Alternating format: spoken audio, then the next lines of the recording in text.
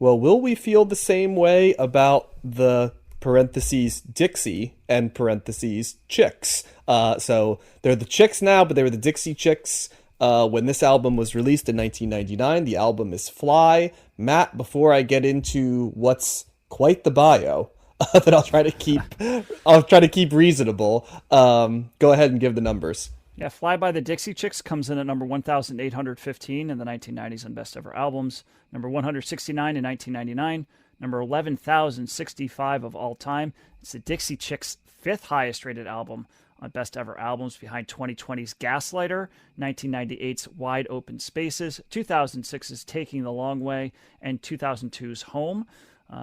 Fly did not make Rolling Stone's list, and the Chicks are ranked number 1,279 of overall artists on Best Ever Albums. So, guys, I'm going to admit to some ignorance here on this one. I was aware of the fact that the Dixie Chicks were a big thing, right? I was also aware that the Dixie Chicks basically disappeared overnight because they got canceled by Nashville, which we're going to get into. I did not realize just how big a thing the Dixie Chicks were. Take a guess at how many albums the Dixie Chicks have sold in their career as of July 2020.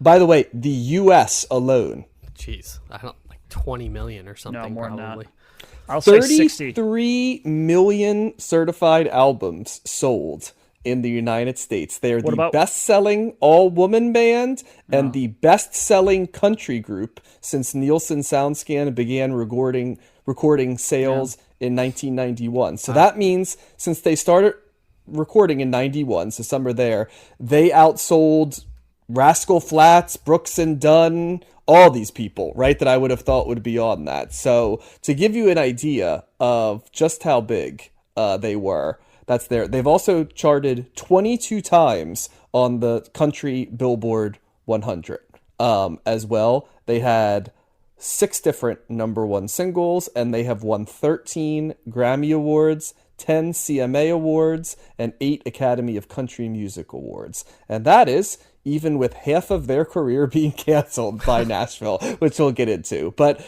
we probably should start by saying the Dixie Chicks go all the way back to 1989 in Dallas, Texas. The original lineup, and that's going to be important because it's a different lineup than the one that's here, was Laura Lynch on the upright bass, Robin Lynn Macy on guitar, and Marty and Emily Irwin on basically as the multi-instrumentalists of the group. The Irwin sisters later married and both changed their names on multiple occasions. Marty became Seidel and then McGuire, and Emily became Robeson and Strayer. And they were pretty much a bluegrass group. They took their name from the album Dixie Chicken by Little Feat. Actually, it's Lowell George, a solo album of Little Feat. And they played country standards and bluegrass. And all 4 of them sang, all 4 of them wrote, and all 4 of them played. But Marty and Emily were mostly the instrumentation, and Macy and Lynch were the lead vocal duties. So they play instruments including fiddle, mandolin, the viola, the 5-string banjo, the resonator guitar. You've got all the things right here going on. And eventually they're playing locally, and Penny Cook in 1990, who is the daughter of then Texas Senator John Tower, gave the Dixie Chicks $10,000 to record an album. And they self-produced their debut album called Thank Heavens for Dale Evans on Crystal Clear Sound Records. And the group paid $5,000 to record the 14-track album along with the $10,000 they had before. And half of the album was covers, including a Sam Cooke cover, interestingly enough, and half was original material. And they start building a fan base. And they're pretty much known as a bluegrass band who sometimes opens for big acts like George Strait, Garth Brooks, and Reba McEntire. They release an album in 1992 called Little Old Cowgirl that starts to move them to more of what we'd call the contemporary or Nashville country sound. It brings in session musicians. They're writing more, but Macy in particular, is not in love with the new sound they're doing. She wants more of the bluegrass sound, so she goes ahead and leaves the group.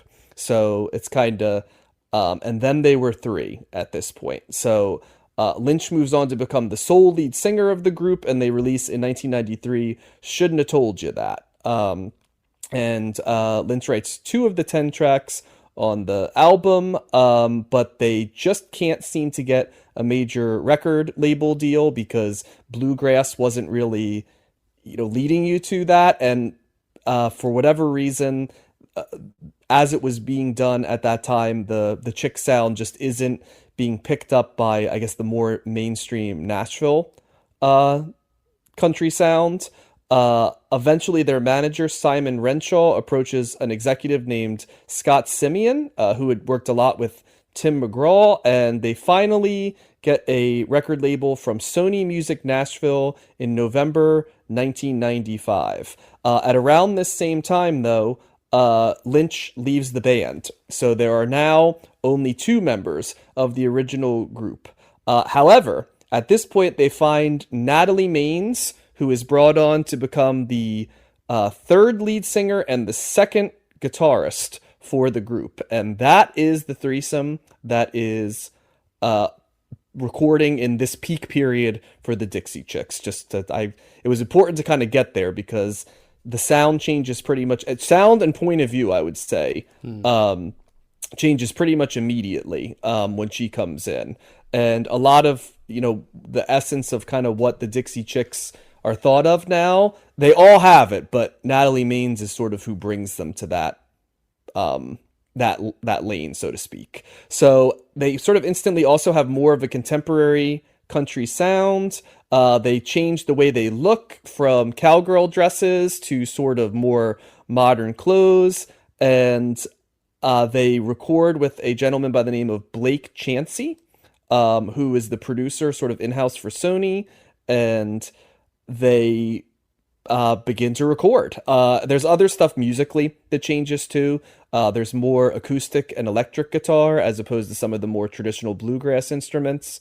And they record Wide Open Spaces, which is released in October 1997 and reaches number 7 on the Billboard Hot Country Songs. The album is released on January 1998, and there are 4 more top 10 singles, and the Dixie Chicks officially break at that point. That is when they become a huge act. The second major label release is this one we're covering today, Fly from 1999. It debuted at number 1, not just on the country charts, but overall on the Billboard Top 200, selling over 10 million copies and making the Dixie Chicks, still to this day, the only country band and the only female band of any genre to hold the distinction of having 2 back-to-back certified diamond albums. Fly had not 1, not 2, but 9 singles released off of it, 6 of which made the top 10 on the Billboard country charts. So that's a wildly prolific album. Probably one of the most prolific albums I could think of. Maybe Thriller and a couple others. It would have made Mutt Lange proud. It would have made Mutt Lange proud. Yes, wasn't that his whole thing, that he wanted every song to be a single? Mm-hmm. Yeah, from what I remember, yeah. So to this day, the 2 albums are in the 50 best-selling albums in American history. To give you an idea of how many they sold, they won all the Grammys for this and all the Academy of Country Music Awards, and they were considered to be, if not the biggest act in country, and certainly as a touring act, they were considered to be at that very elite tour. And they do get involved in a little bit of an issue with their record label in the 2001-2002 era, saying that they'd used fraudulent accounting practices and underpaid them by at least $4 million in royalties. Sony, in their mind, held out or called their bluff, as they said, and the 3 of them walked away from the record label, and Sony sued them for failure to complete their contract. The Dixie Chicks countersued with a $4.1 million lawsuit. Interestingly enough, a bunch of other female artists, including Courtney Love, Leanne Rimes, and Amy Mann, also all accused Sony of withholding royalties for them. And the suit was settled privately. And they went back to they actually got the rights to Open Wide Records, which had been scooped up by Sony, and it became theirs to own. So they're kind of controlling their own career right there. They have a huge hit with the cover of Fleetwood Mac's Landslide, and they're on Divas, like Divas Live, right, as the country artist in there, with Cher and Celine Dion and Stevie Nicks and Mary J. Blige and all these people in 2002, and they are killing it. And then March 10th, 2003 happens, guys, and they are in London, England, and Natalie Maines on stage told the English crowd that she did not support the upcoming invasion of Iraq, and most notably that she was ashamed that George W. Bush was from her home state of Texas.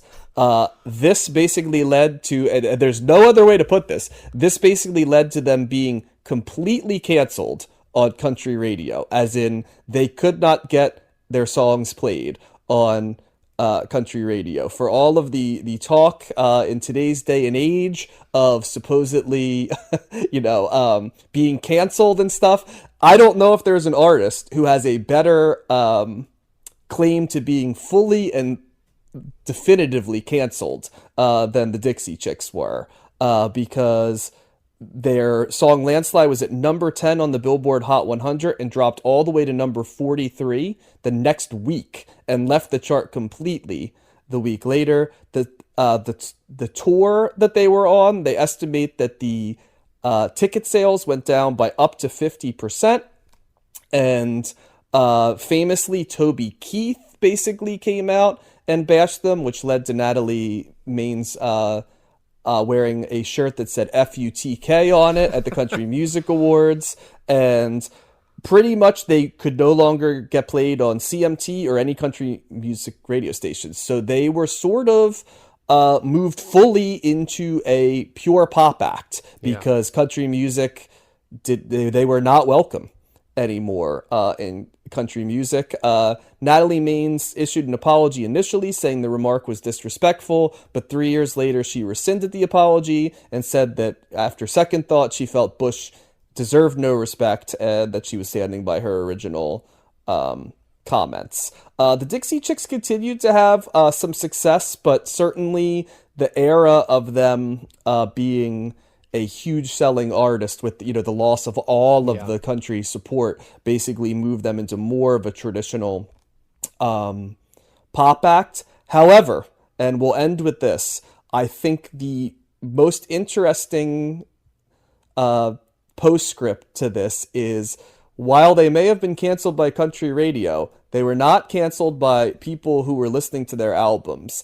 And famously, pretty much all of country music today that's female, including people like Taylor Swift and Lainey Wilson and Casey Musgraves, and even people who may not share the politics, but Carrie Underwood and people like that, all have cited the Dixie Chicks as seminal influences who respected they respected the music and patterned sort of a lot of what they were going for sonically to the sound. So, but they were held up as a cautionary tale for years in country music, and they were sort of viewed as, and still are to some degree, viewed as pariahs. They are not in the Country Music Hall of Fame. They are by far the highest selling act in country music that is not in the Country Hall of Fame. So yeah, I know I went long on the bio, but there's more really interesting stuff, by the way, too. There's an album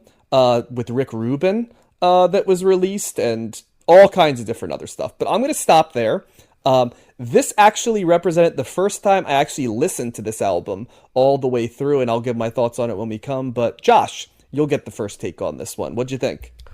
Yeah, I can remember not only the stuff about like them making the comments and being canceled, but just like girls in high school listening to this album and like singing along songs. I remember the singles, like it became such a big hit that it even like crossed over, and I didn't even really listen to country at that time, but growing up in North Carolina, like country's a big thing, so I'd hear it here and there. I'm gonna go on record and say like this is the best modern country album that we've listened to up to this point. I really like this album. It's incredibly catchy. It's incredibly well done. It has all the hallmarks of things I like about country, but it has this just kind of light and airy feel to it. Unlike like the Shania Twain album that we listened to, this has a sense of humor. It doesn't have the same kind of production as that album.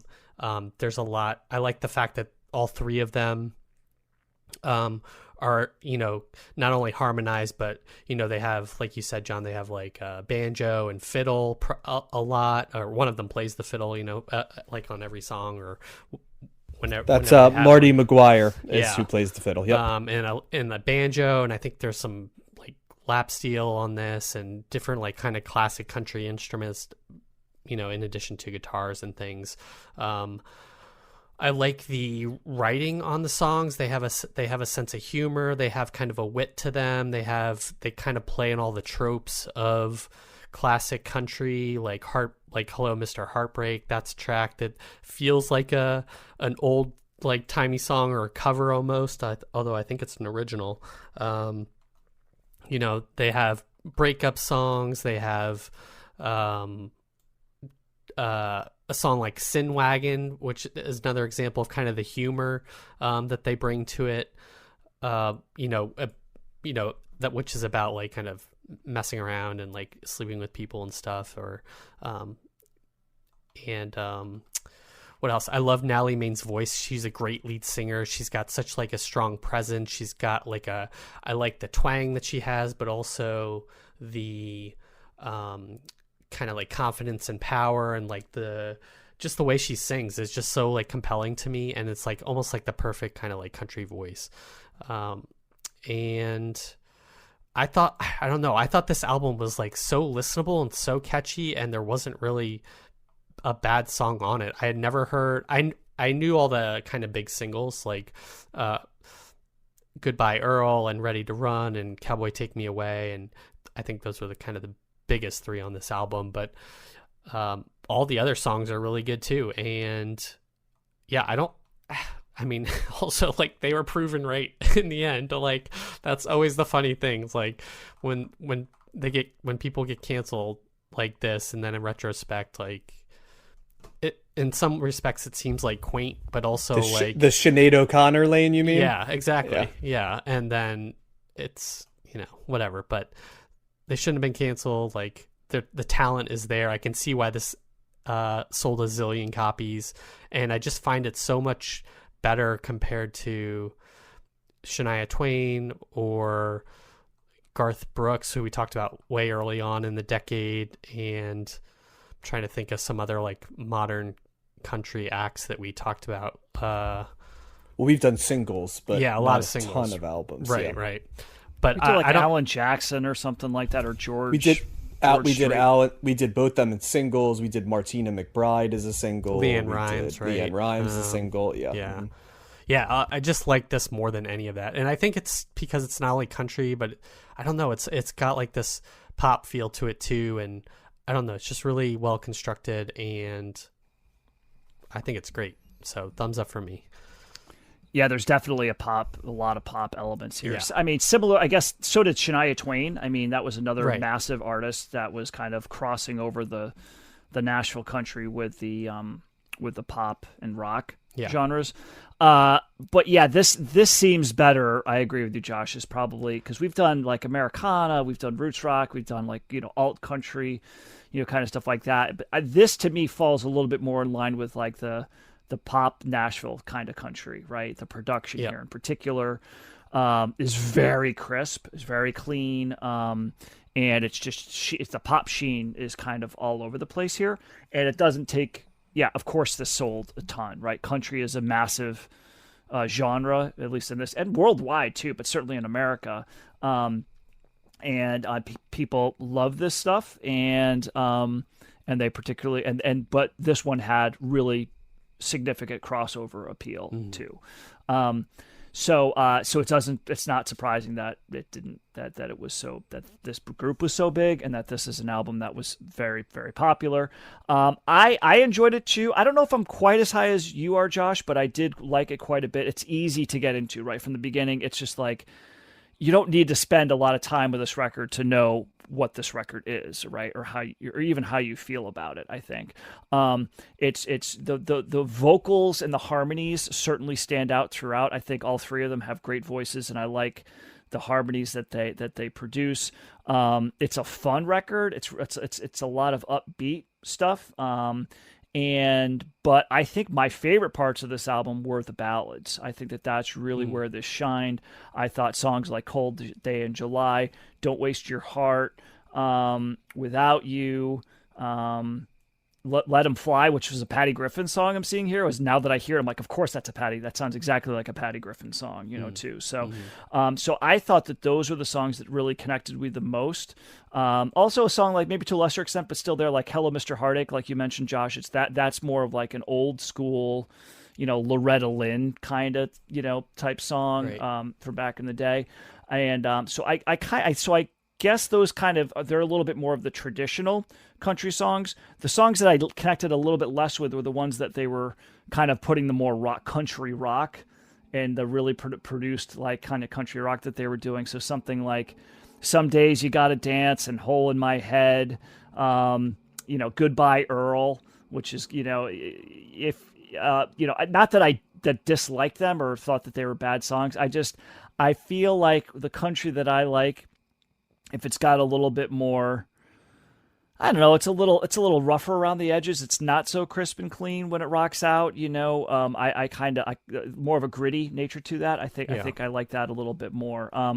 So I think the production, I probably kind of a similar take that you had last week, John, with Patty Griffin, is, the songs weren't bad. You like the song structure, but the production overall left you wanting a little bit more. I felt that way with some of the songs here. It's definitely, this is veering into more of the Nashville country rather than the alt country that I like a little bit more. But having said that, I still think it's a pretty strong record. And like I said, I think that their voices are great. But really, for me, it's the ballads, I think, that stood out the most, is what I connected with the most here. But yeah, overall, thumbs up. I enjoyed it.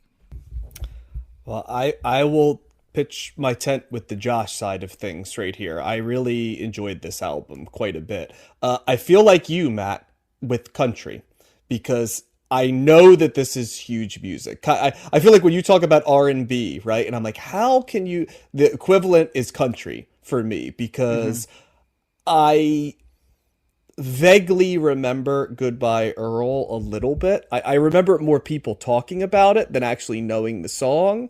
But the extent of my knowledge of the Dixie Chicks in terms of entering my world was the Landslide cover, right? Like, oh, that's an interesting cover. I knew who they were, but I probably knew who they were, Matt, in the way that you knew who, like, Jodeci and, like, R. Kelly were.